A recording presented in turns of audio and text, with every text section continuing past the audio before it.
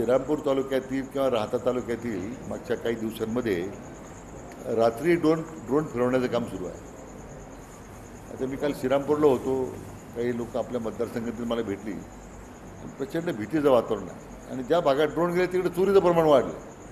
म्हणजे ड्रोननी सर्व्हेलन्स करायला चालू आहे का त्या ठिकाणी, मग कोणी घर बंद आहेत का, त्याची पाहणी होते का. मी आता पोलीस अधिकाऱ्यांना सूचना दिलेल्या आहेत.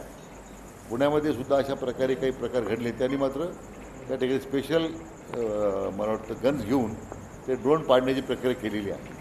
तर आता पुणे ग्रामीणच्या पोलिसांकडून तशा प्रकारची माहिती उपलब्ध करण्याच्या सूचना दिलेल्या आहेत. मी आता जिल्हाधिकाऱ्यांना सांगितलं आहे की DPDCतून त्या ड्रोन्स विरोधी उद्या काही गन्स वापरता आल्या तर त्या बाबतीमध्ये त्या खरेदीच्या व्यवस्था करतो आहे. परंतु त्या पोलीस स्टेशन अंतर्गत जे ड्रोन साईट होत आहेत तर ताबडतोब त्याच्यावर देखरेख करून जर शक्य असेल तर आपल्याला कारवाई करता आली पाहिजे अशा सूचना दिलेल्या आहेत. कारण लोकांमध्ये जे भीतीचं वातावरण आहे ते आपल्याला दूर करता आलं पाहिजे, गस्त वाढवली पाहिजे अशा सूचना आपण दिलेल्या आहेत.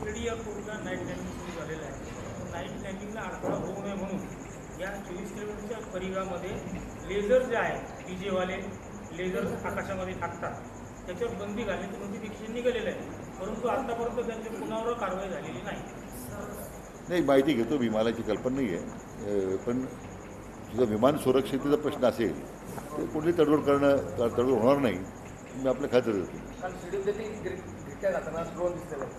नाही लोकांनी पाठवून मला व्हिडिओ, ममदापूर आला आहे, आज तकावून आला आहे, खंडाळून आला आहे. ते लवकर केलं पाहिजे. त्या लोकांमध्ये म्हणजे ते बरं ड्रोन फिरून त्यानंतर चोरे वाढले, म्हणजे ते ड्रोनमधून बाजारले घरं कोणते बंद आहेत, पण नेमकी जे घरं बंद आहेत ना तेच फुटले.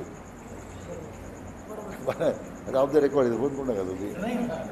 नाही मला ताज्या बातम्यांसाठी आणि नवनवीन अपडेट्ससाठी SRB न्यूजला सबस्क्राईब करा आणि बेल आयकॉनला प्रेस करा.